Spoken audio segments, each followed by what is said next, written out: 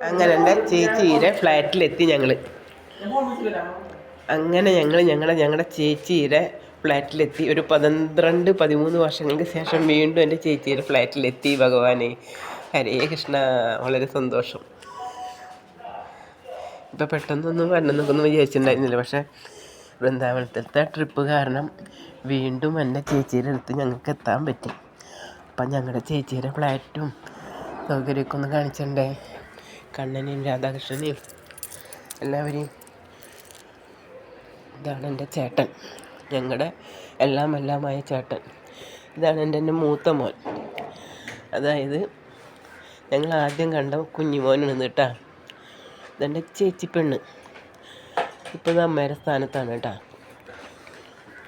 അങ്ങനെ എൻ്റെ ചേട്ടൻ്റെ നിത്യം തിര വെച്ച് തൊഴുന്ന അമ്പലം.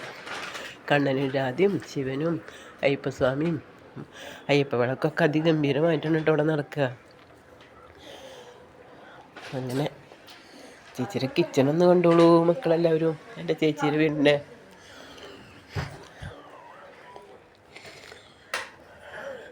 എൻ്റെ കുഞ്ഞിമോള് ഞങ്ങൾക്ക് ആദ്യമായിട്ടുണ്ടായ ഒരു പേരക്കുട്ടിയാണ് കേട്ടത്.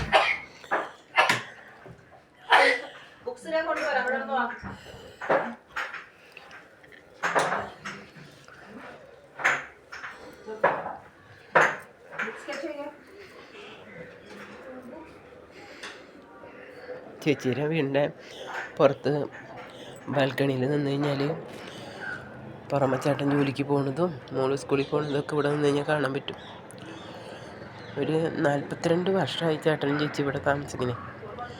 ഇപ്പോൾ ചേച്ചിയും ചേട്ടനൊക്കെ ഇവിടെ തങ്കമായി. ഇപ്പോൾ അവർക്ക് ഇവിടെ നിന്ന് മാറി താമസിക്കാനും താല്പര്യമില്ല. ചേച്ചിയുടെ മോൻ്റെ ഭാര്യ, മോൻ.